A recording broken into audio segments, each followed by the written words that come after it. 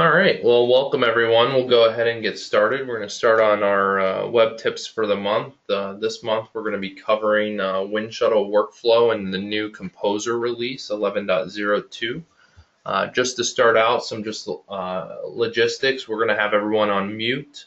So if you do have any questions, just go ahead and use the GoToWebinar's hand raise feature, and I'll keep a look at the hands and see if there's any hands, or go ahead and type in the chat window. I'll keep a look for any questions that you may have on the new feature set that we're going to be demoing today. So if this is the first time you're heard of WebTips or your first attendance, welcome. If you've been on our WebTips before, you know that they're just a fast-paced monthly series we do. Every other month we cover the workflow platform, and on the other month we cover Winshuttle, transaction, query, and direct. And really it's all around tips and tricks for the Winshuttle product. And we hope you get a lot out of this one. If you attended last month, you'll know that last month we covered a lot of 10.9 features and function, or sorry, the month before that, we covered a lot of features and functions for 10.9 for Winshuttle Workflow and Composer 11.02, but we actually didn't get to see it because it wasn't released yet. So this month we're going to be covering our Composer 11.02 features, and some of the features we're going to be covering in the new Composer release are topics over here on our right. So there are a lot of features that were released that we talked about last month, or in the month of July.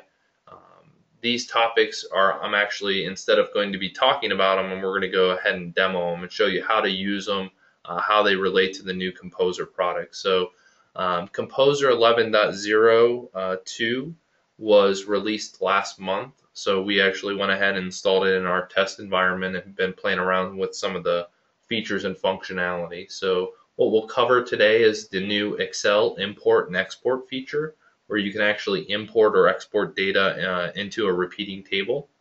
We'll cover how to actually filter repeating content. There's a new rule for Composer that allows you to filter your repeating content that's on the form. We'll talk about horizontal scroll bars. If you've used the tool before with repeating content, you'll always, it always scrunched down. Everyone wanted to be able to set the size limit, have more data, just have the user scroll. Because Composer is a responsive UI, Winshuttle had kept you within that frame or that box. Well, they know, or they've obtained feedback that a lot of customers had a lot of fields that they're putting data into on these repeating tables. So they've enabled a feature for horizontal scroll bars for repeating tables, and they've also enabled a feature that you can actually set the form with. So we'll cover both of those today. Some people may have had questions around concurrent editing. If you have a mass amount of data that's on the screen and you have multiple people participating, how's that look? So we'll show a demo on the new 11.02 feature for concurrent editing. So it allows multiple people to edit the same data, and data doesn't get overwritten. Before, when whoever was the last person in, that's the person, when they click save, that's the data that was set in the database and stored in the form. Now with concurrent editing, it'll allow multiple people to edit the same amount of data. We'll talk about external storage, and I'll show you how to set it up and configure it.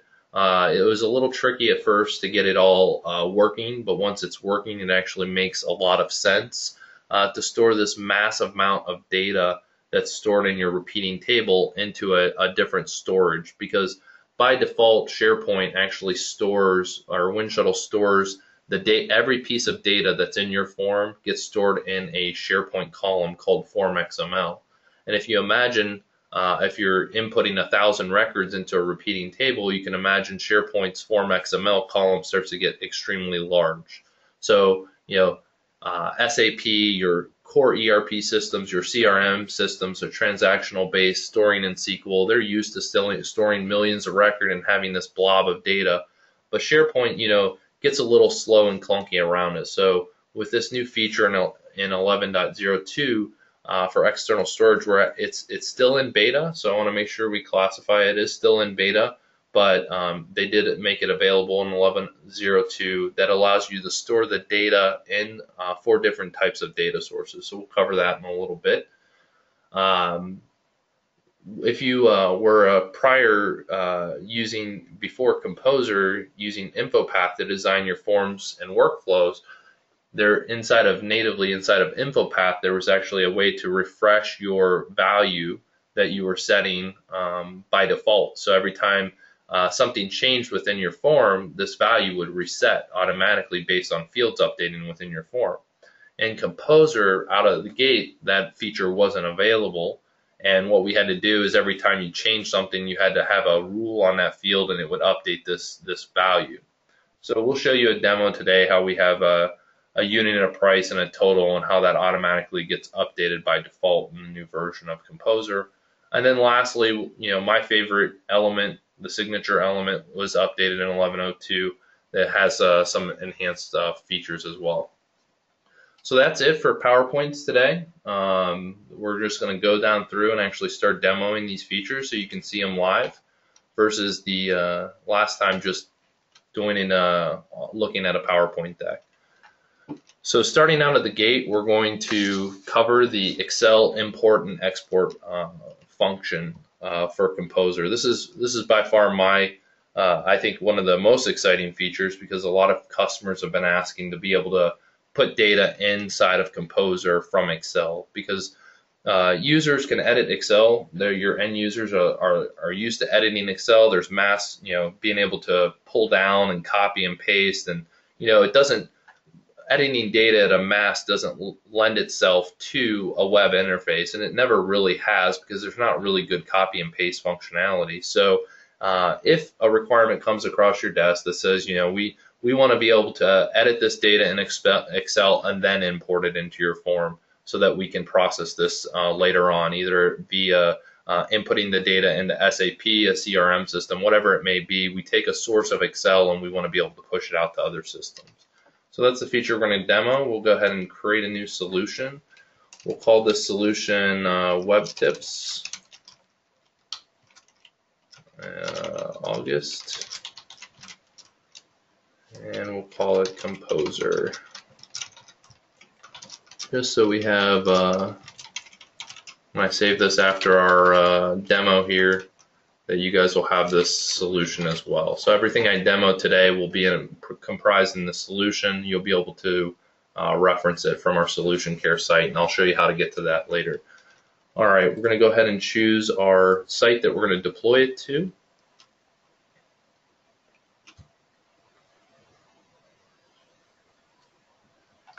And hopefully all the server and things work well today for my demos. We'll go ahead and click next. All right. So let's go ahead and modify our form. And we're going to change this group up top, and we'll just call it, for ease of reference when you use this solution, it's going to be the Excel import /export. And with this, we're going to add an element, and we're going to put on there a repeating table, because that's what the Excel feature and functionalities are against. We're going to use 4 columns, and we'll just hit OK.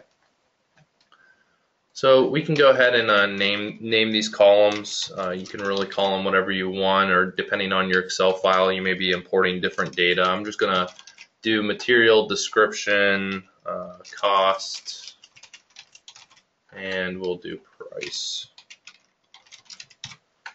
All right. So it's extremely hard. If you can imagine how hard it is to enable the Excel operations, it's actually really easy. You just go to this property here, it says enable Excel operations, then you just click true. Extremely hard to do, I know. You would think that was going to be a lot more difficult, and this demo was going to be more difficult, but it wasn't. So all we got to do is enable our Excel operations, and you see these 2 icons up here. Some of the other things that I like to do with our repeating table is to enable pagination, and to make sure that we provide a good experience, that we don't let the user just have to scroll down, but we have paging and things like that.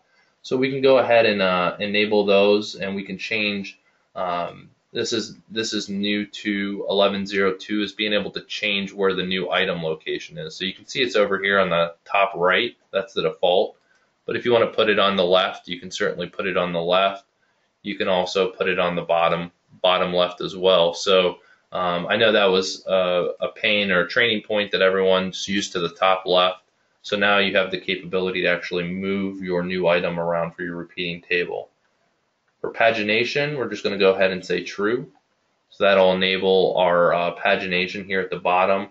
We're going to do 10 rows at a time because I know my Excel file has a little bit more than 10 rows. So I'll leave that there, and we'll go ahead and click deploy.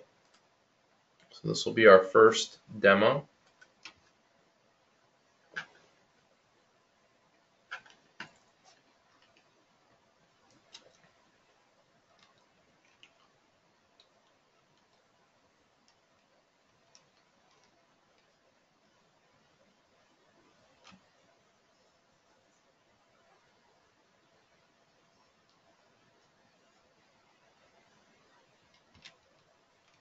Alright, we'll hit default. We're going to deploy to our default site, and hopefully every deployment after this will be a little bit faster, or it could be a long day.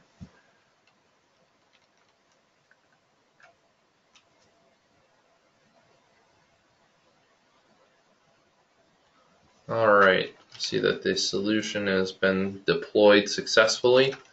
We'll go ahead and go to our test site. We'll refresh it so that we get the composer form over here. And we'll go ahead and hit this drop down here, and we'll find our WEBtips August composer 11.02. So we'll go ahead and hit start.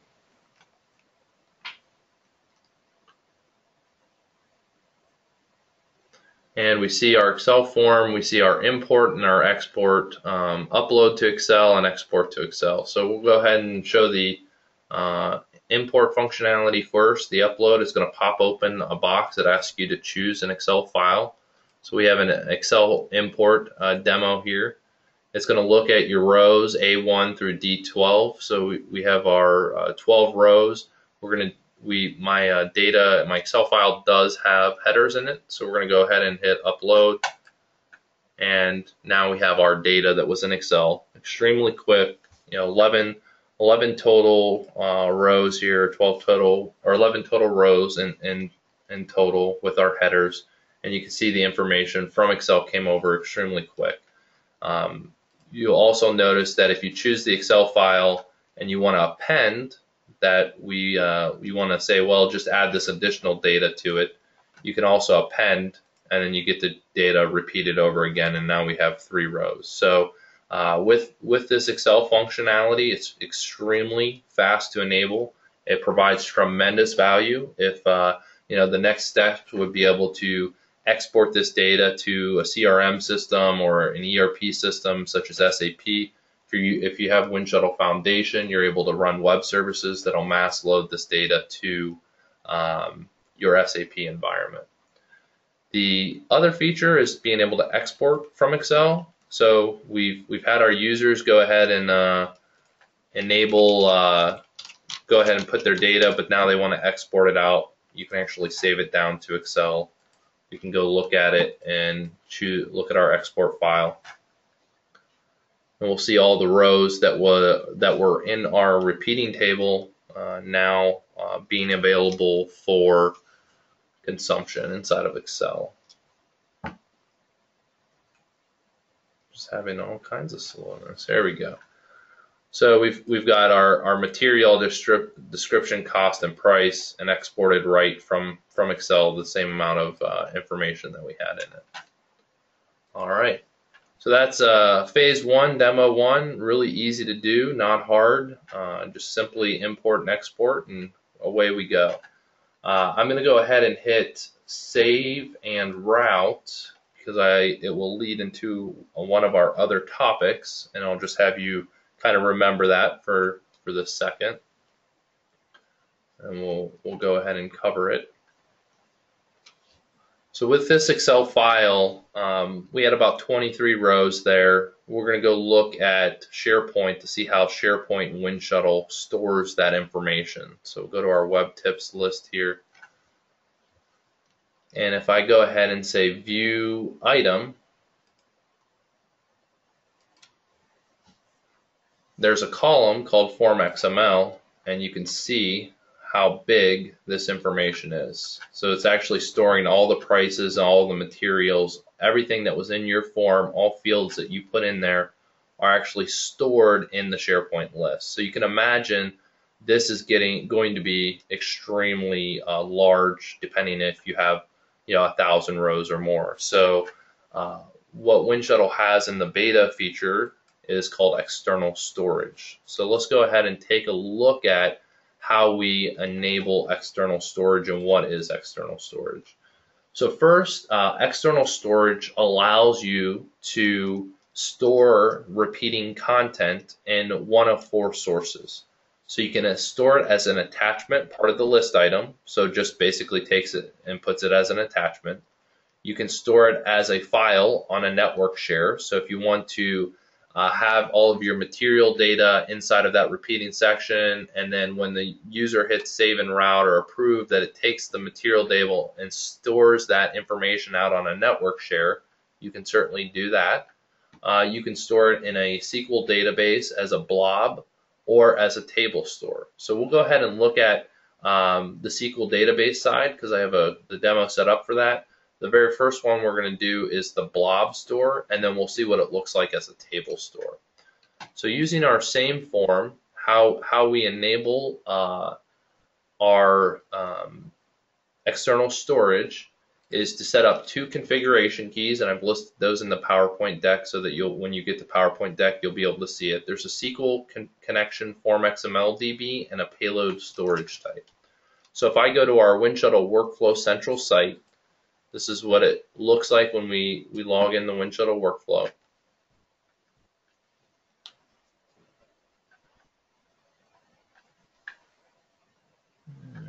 Okay.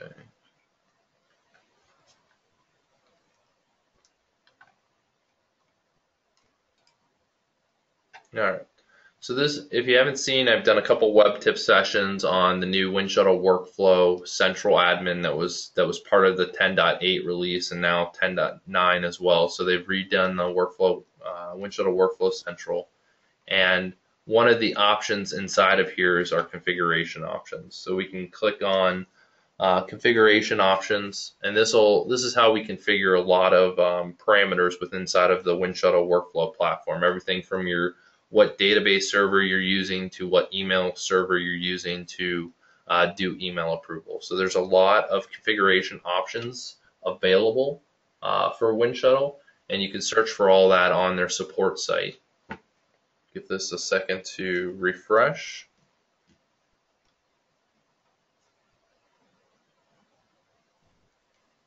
It's being really slow for me today, so we'll go ahead and go update our form while we're waiting for that to refresh. So the first part is configuring your configuration keys, and we'll show that when the website comes back. The second part is going to be configuring your repeating content. So I'm going to go ahead and click on my repeating table that we just set up, that we enabled for Excel operations. And there's a new feature down here called Payload Store Type. And all we want to do is just change that to default.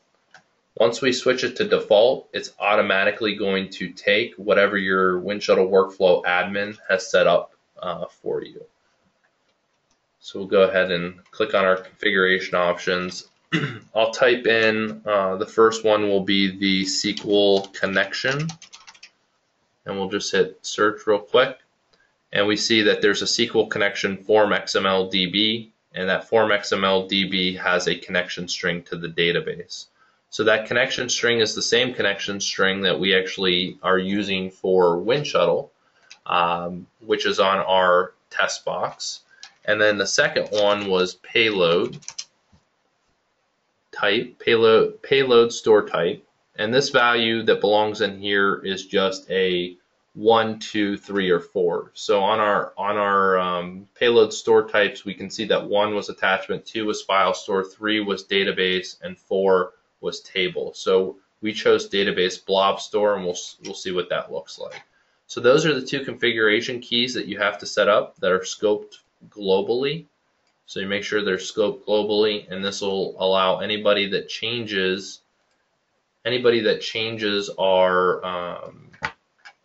our default payload type to default will allow you to store that information there.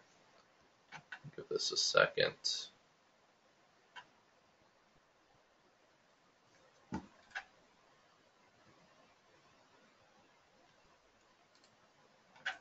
All right, solution deployed successfully.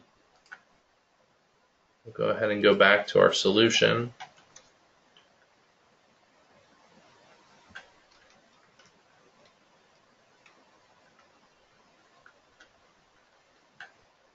And we'll go ahead and launch our WEBtips session for August. And we'll see the difference between the SharePoint list, and then we'll go take a look at the SQL database, how Winshuttle is actually storing this form XML data.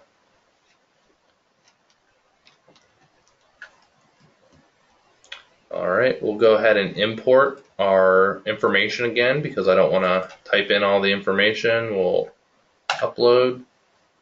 Okay, and then we'll go ahead and choose save and route.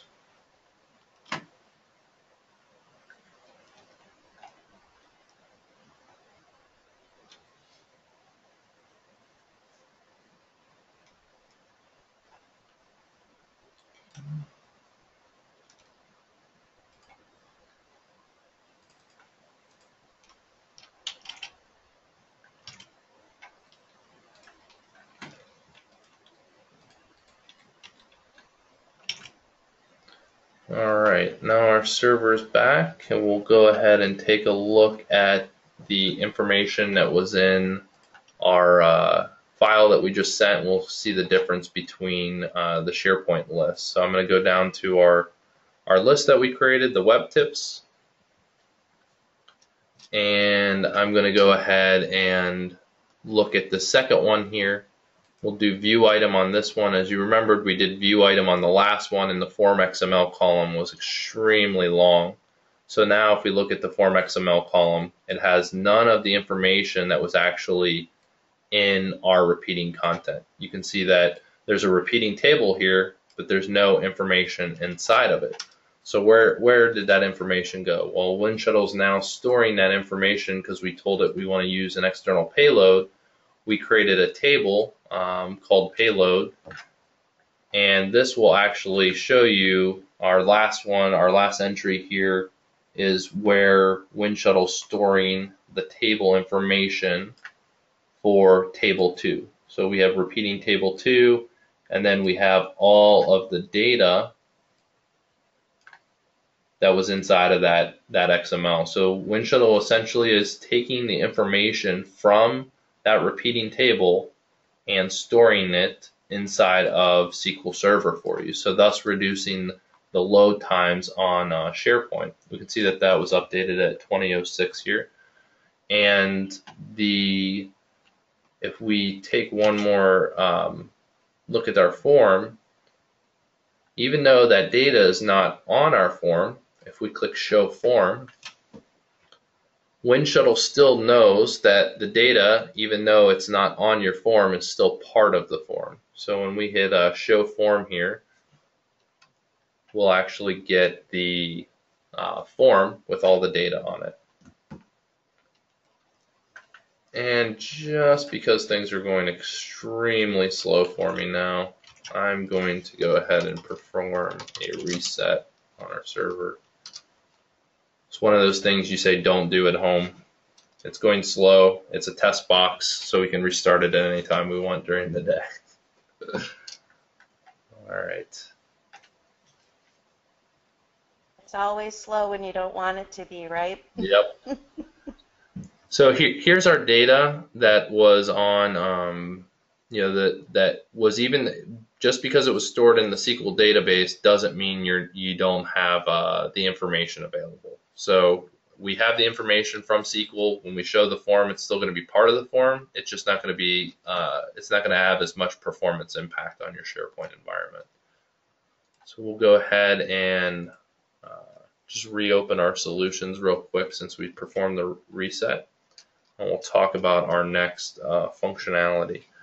So the next thing I want to demo is being able to filter that repeating content. So this was a new rule that was being added. So we'll go ahead and grab our solution here.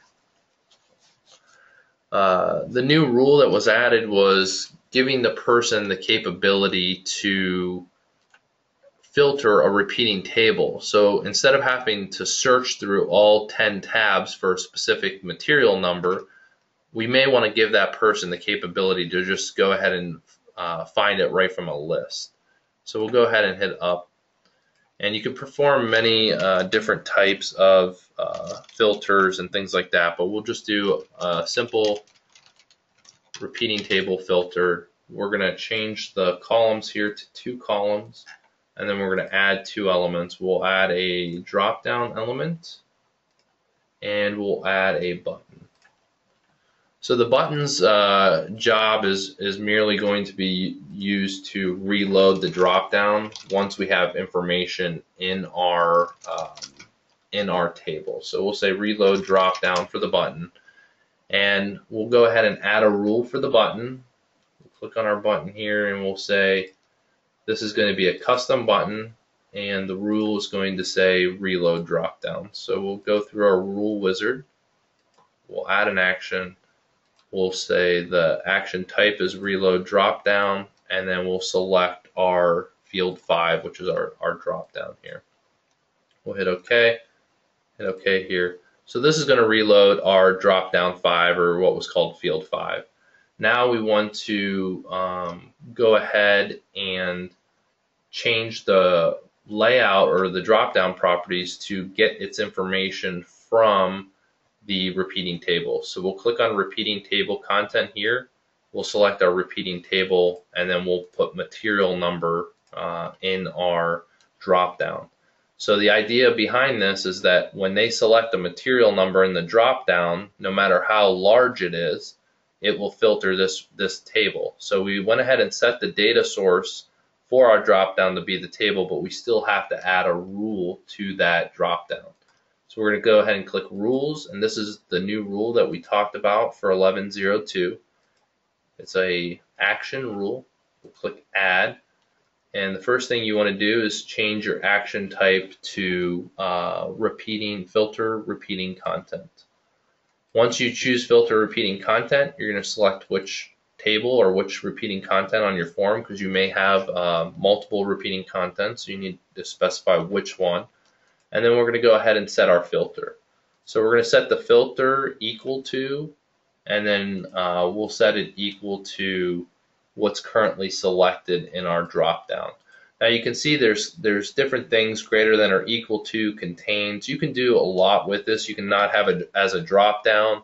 You can have it as a simple text box, and when somebody types something and tabs out, it filters the drop-down. So you can implement this in many different ways, but just to show you the filtering capabilities, I wanted to go through a couple rules, because some people may not have had done the reload drop-down rule. Some people may not have done setting a data source to a content here, and some people may, and this is probably the first time you're seeing the repeating content. So you have multiple setups here, but all of which you'll have in the solution. There's many different ways to implement it, but for demo purposes, we'll go ahead and deploy this. Things are seeming faster, which is good. All right, we have our filter set up, and we're going to go ahead and launch our form.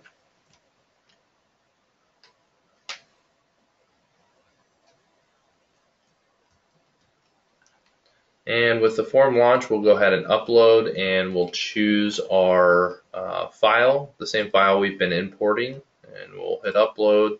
Maybe we'll import it one more time to get more information in it. And we'll pen that, use our pen function. Okay, now we have multiple rows and things like that in our table, but you can see our drop down doesn't have anything. So what we want to do is we want to click our button over here on the right to reload our drop down. Now our drop down is going to have values. So if we go ahead and select this value, 12462, you can see our repeating content instantly changes. So it's going to show, since we imported it twice, it should show 2 rows. So we're importing it twice, so we have 2 records for that specific material number. And you can go through and filter as many times as you want. It'll keep on updating. If you choose nothing, you're not going to get anything, because that's what the filter is set up to do, versus having this. So that's how we filter repeating content. I'm going to check our chat window or our hands real quick and see if there's any questions on the Excel functionality, importing and exporting, and filtering repeating content. Okay. Looks like we're good on questions and no hands raised, so we'll go ahead and move on to our next demo. We're going to talk about the multi-concurrent editing feature that's for this 11.2 functionality. So a preface to this, everyone always asks, if there's multiple people assigned to a task, if we have a master data collection task that's assigned to 5 people, what happens if 2 of the people go in at the exact same time, and when they're there at the exact same time, person A hits save, person B still has the form open that has the old data, they click save, and now what's the result of that? So the result was, well, whoever was the last person that hit save, that's the one that the data wins. So how do we correct that in the new 11.02 feature set? So all we have to do is really go and enable our advanced, under our advanced settings option, key column for merging. So this is asking for a repeating table, what is the key column that we're looking at? And this is only available in repeating content. So I want to make sure that's clear as well. It's not available for a drop down up here. A drop down doesn't have a key column that makes it available. This is only specifically available for repeating tables. So the key column we're going to choose is material. So we're going to say material will be our key column, and that's all we have to do for concurrent editing. So I'll go ahead and deploy this. We'll hit OK. And let's go do a demo for concurrent editing. So we'll leave this screen, and we're going to open up 2 screens. So we're going to picture that we're 2 different users here, user 1 and user 2. All right, so we have user 1 and then we have user 2. User 1 is going to go ahead and start this form. Let's do one more update in order to make this work. Let's go back to our workflow. Let's put in a task or an activity right in the middle so that somebody can start the form in the workflow so that both people can edit it. Okay, so we have our workflow here. Now we're going to go ahead and launch our form. We'll import the same data we've been using for the Excel file. We'll hit OK. And now we have all the information. So this is going to be our unique key. We have 12 or 11 total rows. So we'll go ahead and hit Save and Route. The Save and Route functionality, as we saw in the workflow tool, is going to assign me a task called Activity 3. And if I sort my task list by processing time, we're going to see right here that we have Activity 3 assigned to us. So I'll go ahead and launch that. So this is the typical setup that we just talked about, or scenario that we just talked through. Is user 1 goes in and they open up the form and they're starting to make their updates to some key information.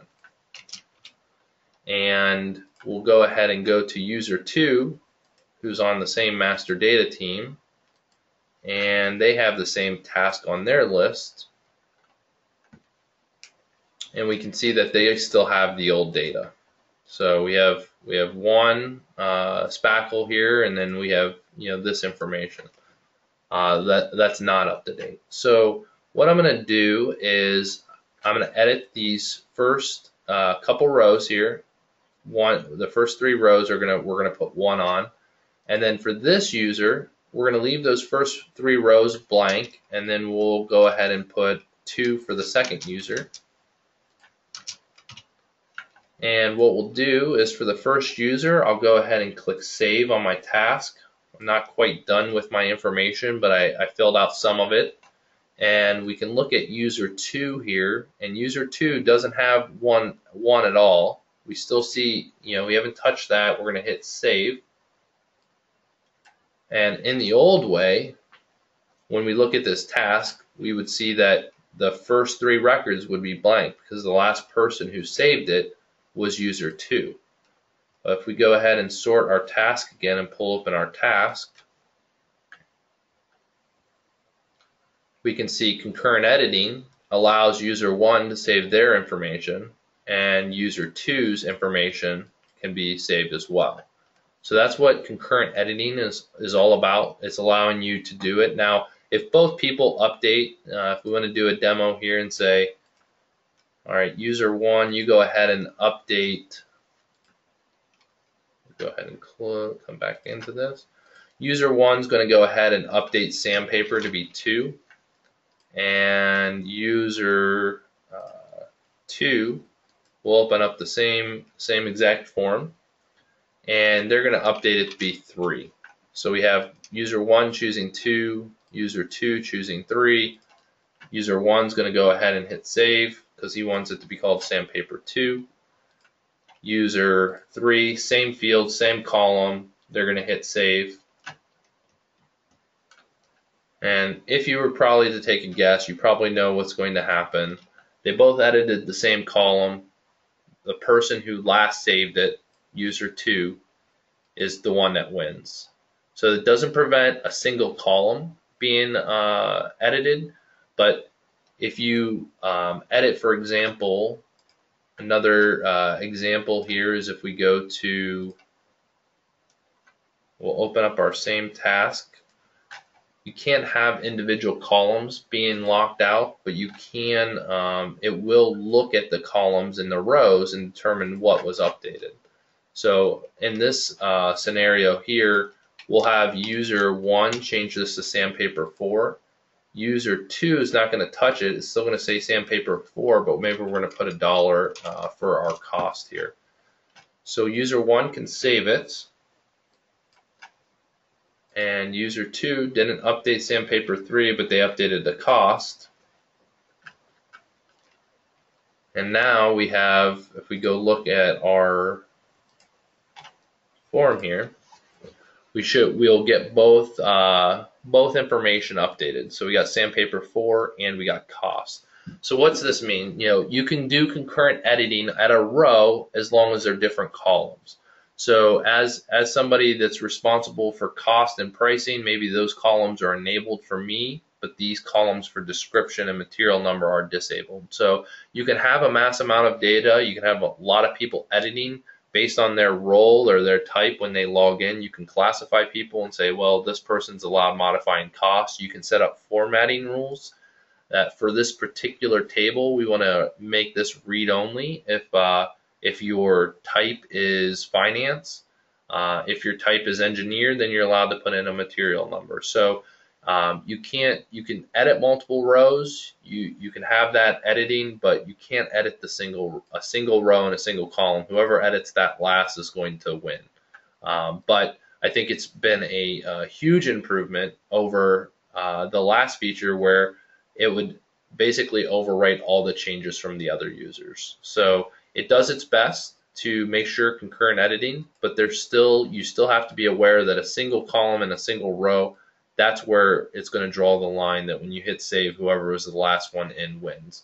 But you can edit a column called material on row 1 for user run and cost for another one, and hit save, and both of those updates will apply. So that's how we enable our individual our individual concurrent editing. Again, it's just a single property that we set under our advanced properties or advanced settings for repeating content. We choose our key column for merging. One thing I didn't show, we showed our blob of data, but looking at this information for Excel, it's a blob of data, but it's a little bit, how can I report on this? How can I run any other information if I want to store that data that was in Excel into a SQL database in a column format, something that somebody could query. So let me show you that real quick. We're going to go to our payload type and we're going to edit it. We're going to change it from 3 to 4. That's all we have to do to change it from our blob storage, database blob storage, to database table storage. So let's look at the difference between the blob storage and the table storage. Justin, after that, if we do have a question out there about repeating tables, maybe we can circle back to. Perfect. Yep. All right. So this one, we're just going to say upload Excel data. We're going to choose a file and hit upload and hit save and route.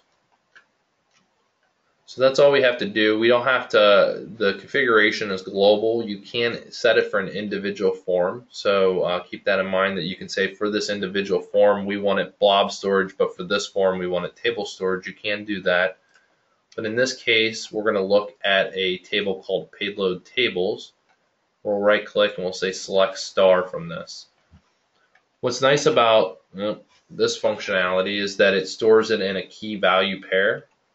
And let's see if I have my configuration set up here. Payload store type. Global 4. We'll see if we can start that up again. Maybe I missed it. Actually, I think I'm go ahead and here. Load Excel.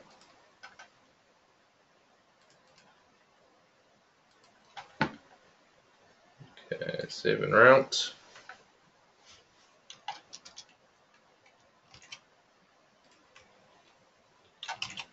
And last.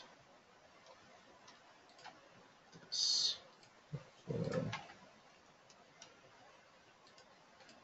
Change our name of our solution to table store and then deploy it.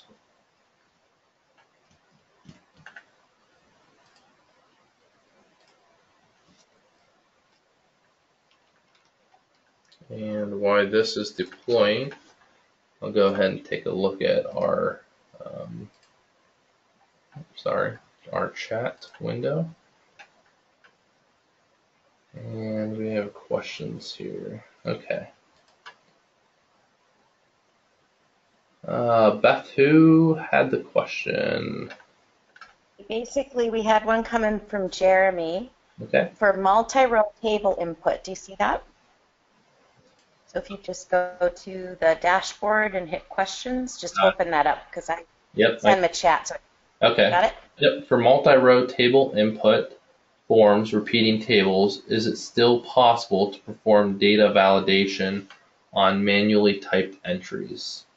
Yep. So that question is, the answer is yes, and it actually will do validation on your entire table, even if you import it into Excel. So it's a demo that I didn't do, but can you still see my screen, Beth, just as a double check? Yep, I can see it, and that was kind of the, there are a few parts to the question. So yep. you're... So, yeah. For the part for validation for manually inputted, you can still have formatting rules on all of your actual and validation rules on all of your fields. So you can say add rule wizard, and then you choose a validation such as, this has to equal something or be between or not be greater than, and then you can still display your error message.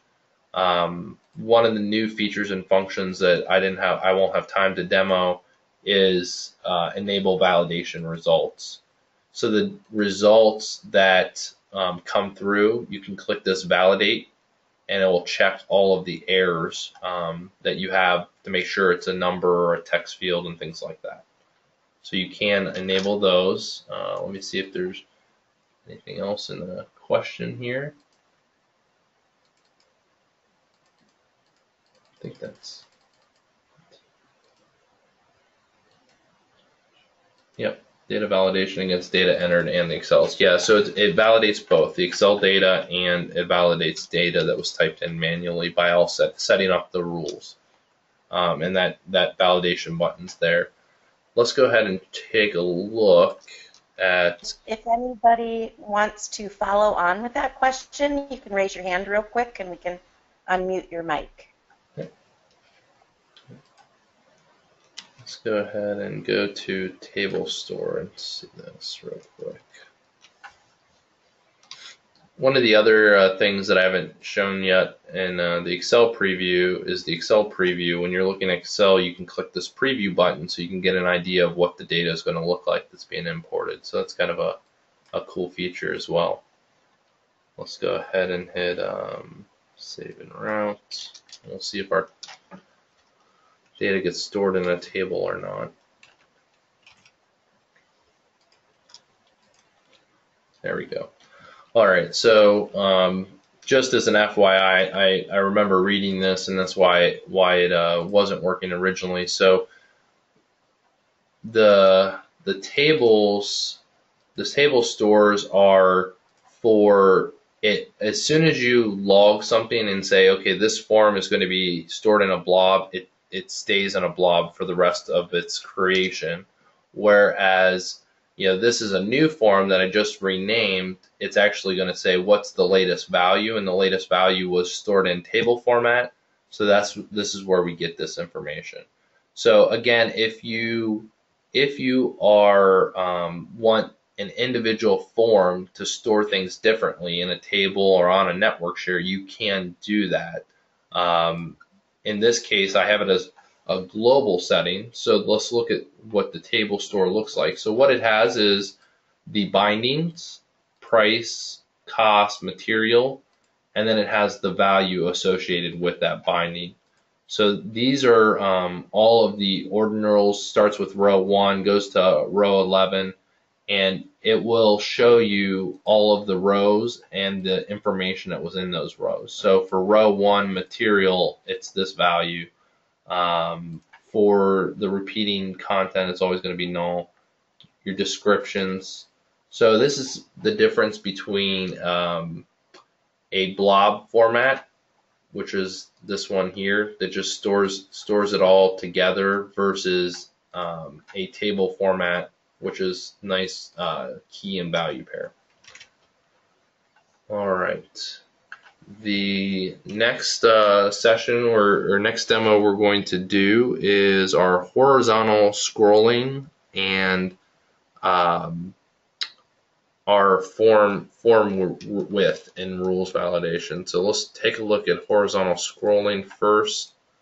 I'm going to go ahead and open up our original solution. So we stick with this. All right, so those are WEBtips. Okay. I don't. This is just a thing that wasn't even listed, but as an FYI, I always got, when I went to see who published the solution, I could never see who actually published it. They didn't have who. They had a modified date when you go to Open Solution and Composer, but never knew who'd actually published it.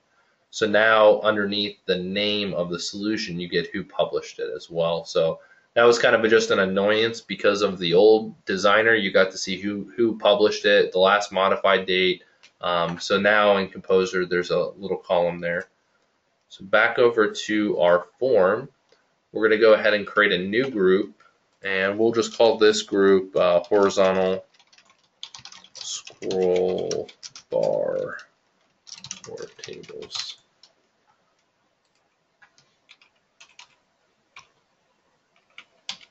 Okay, so we have horizontal scroll bar for tables, and the idea behind this is we're going to use a repeating table again.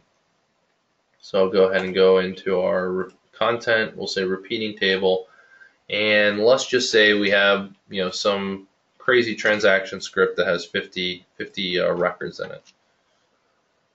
So we'll go ahead and hit OK, and wow. That's what it used to look like in Composer. Because it's a responsive design, it just tries to crunch everything down for you and keep it all within the screen. So Winshuttle took that and took the advice and said, we need to make this so that it's a little bit easier to interact with. So now we have our table width property. So the table width property is set to 0 by default, which means fit within the context of the device. But if you want to enable the person to be able to scroll and edit the data, what you do is just set the width in pixels. So if we put it to 2000 pixels, things are starting to look a lot nicer with a horizontal scroll. You can set it to 3000 if you desire, and things are just going to keep on getting bigger and bigger, that you're making it a little bit easier to edit these fields. So you can set your table width as much as you want, but once it's set in that pixel format, then it's going to stay in that format. The other thing that was new with Composer 11.02 was actually form widths. So now we said this is the width, this is the size of the form, this is what we deem as a responsive UI, and it'll fit on any device. And that's what a value set of 0 is. It means it'll work on Chrome, it'll work on your tablet, it'll work on your mobile device. But as the developer, and you make the choice that you want to set this to a certain pixel for whether it's, I know this is always going to be on an iPhone, and you say, it's going to be a 500 pixel limit, we can go ahead and set that limit for this view. Now, if we create another view, view 2 here, the view 2 can still have its own form width as well. So if we see form width on this one, view 2 could still have a form width of a responsive design. So with that said, I'm going to go ahead and deploy this. We can look and see how it looks like in the browser when we set a 500 pixel and we have our horizontal scroll bars set.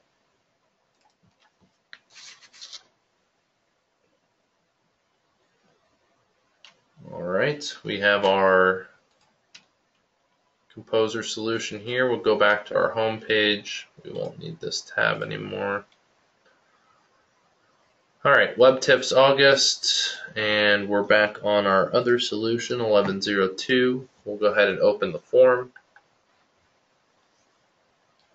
And you can definitely see right out of the gate, huge difference. We only have 500 pixels. Everything's wrapped. It sticks to the 500 pixels. It's not the whole screen anymore that we just saw in our past couple demos. It literally will keep this form to this size. We can still perform our same functionality of uploading Excel. For fun, we'll just go ahead and choose 1,000 records, because people may say, well, it works good, Justin, with your 11. How long does it actually take to do 10,000 records? So we have D 10,000 through 10,000 run. I ran this before. It took less than a minute. So while that's loading, I'll talk about the features here at the bottom. So we have a horizontal scroll, and we can see that header 1 through 7, we had 50 columns, and the 50 columns were, we gotta wait for our browser. So again, this is a lot of data. It's 10,000 records, less than a minute. It wasn't terrible. You have to sit there and wait, but you have your pagination at the bottom. You can go to row 10 if you want. You can go, show 100 or 200 rows at a time. The more you're showing on the screen, the more that you can expect the responsiveness to come down a little bit, because you're showing a lot of information on the screen at one given time. In this case, we're showing 200 records. So we can go ahead and change this to just show 10 again, and it becomes a little bit more responsive. We can also, go to the very end of the file. So this is record 10,000. You can see that my 990 here is just kept on incrementing as it went for the material number. And then down here at our horizontal scrolling table, we can see there's 50 columns, but it fits to the screen. It makes it a little bit easier for the person to enter data if they're entering a lot of data, no matter how far. So the horizontal scroll is something nice that works in the 1102. All right, so now that we have that information done, we're going to go ahead and get into the rules views and our refresh default value. So I'm going to do these both really quick because we're coming up on our time. So we'll go ahead and say new group, and we'll call this refresh default value. And with the refresh default value option, we're going to choose 3 columns. And we're going to put 3 elements on here. We'll have a text box, and text box. So we have price, got quantity here, and we've got total. Just a simple calculation. So before we had to put a rule on price, and we had to say whenever the price changes, takes it times quantity and put it in the total field. And then we had to put another rule on quantity and said when quantity changes, take it times price and put it in the total field. So the new way of doing this is going to, in Composer, is setting the default value as you've seen before. So we'll say price 0 times our quantity field. Price here times quantity is going to equal our total. So we have a default value here set price times quantity will equal our total, and then the new property in Composer 1102 is refresh default value. So we'll put refresh default value to true, and we'll see that work. The other thing I want to do is I want to add a text box up in our, or actually we'll just add it down here. We'll call it view rules. And for this quick demo, we're just going to put a text box and have a value that says change me per view. So we'll copy this particular group over to view 2 so that we can see what happens with this per view. We'll preserve our bindings. We'll delete this. All right, so view 1. When view 1 opens, it's going to be our originator view, and when we click on that, the new property is, you'll see over here on the right, is rules. So we already talked about the form with property, but a view actually has rules properties now as well. So for this particular view, we can say whenever this view is loaded, if you have 10 views, each view can have its own rules. So when this particular view is loaded, we're gonna change a value of a field. So I'm gonna put the change me per view, and we're going to call this view 1. So this is view 1, and we'll hit OK. And we'll go over to our view 2. We'll click on that. We'll put a new rule here. You can see that we don't have any rules, so it doesn't carry over your rules from your other view. And we'll do the same action, except for this time we'll say change me is going to be view 2. So how this plays out is if you're specific things that you want to happen when a particular view is loaded, maybe it's a finance view or a purchasing view, and you want a value set or something that doesn't affect the entire global scheme of your forms and your rules, you just want it to happen on that particular view, that's when you use form views. So as the originator view, we may want to set like a due date, but we don't want those information to be put over to these other dates or these other views. We want to set the due date on view 1, the originator view, and then that's all we want to see. So with that said, I'm going to go ahead and do our last update here to our workflow. Our workflow, we're going to say view, assign that to view 2 so we can actually see the value that's being populated. So we'll go ahead and hit 2. All right, and we'll go ahead and choose deploy.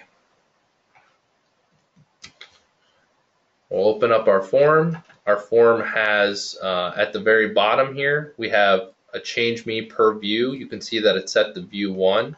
I'm going to demonstrate our price and our total field. So if I do price and total, you can see that total is, or price and quantity automatically updates our total. If we go back and modify price, it'll automatically update our total. So thus we're reducing the amount of rules that are actually on our form. And we can depict, total is going to equal this times this, so we don't have to continually put all of our rules, have multiple rules. So that's how the default refresh works. And we'll go ahead and hit save and route, and we'll see how this form view works. So this will assign me a task. The task will have the task, if we set it up correctly, will be assigned to view 2. So in our workflow, we said make view 2 the default for this task. So we'll sort our processing time. We should have a new task on my list here, activity 2. And we can see for this one that 1, the form width is all the way width of the screen. So we can set those per view. We can also see that we have the change me per view. This rule ran and changed that value to view 2. So that's an explanation of form rules, form width, and then our default value, which covers almost everything I wanted to do. The signature element can be for another time. So at that part, I'm going to go ahead and look at our questions one more time to see if there's any other questions. Doesn't look anything there. We'll look at our chat window. Nothing there. So a lot of you know about our Solution Care offering. The WEBtips session is part of our Solution Care offering that we offer for Clear Process Solutions. The one thing I wanted to note, that if you have not already done so, make sure you're registered on our Solution Care Auto Task portal, because if you are, you get access to the knowledge base.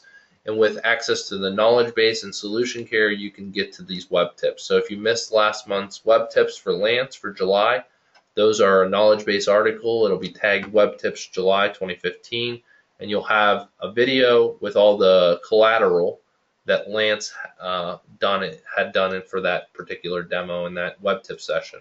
As such, for the August one, we'll go ahead and attach the video to this with all the collateral so that you can play around with the elements yourself.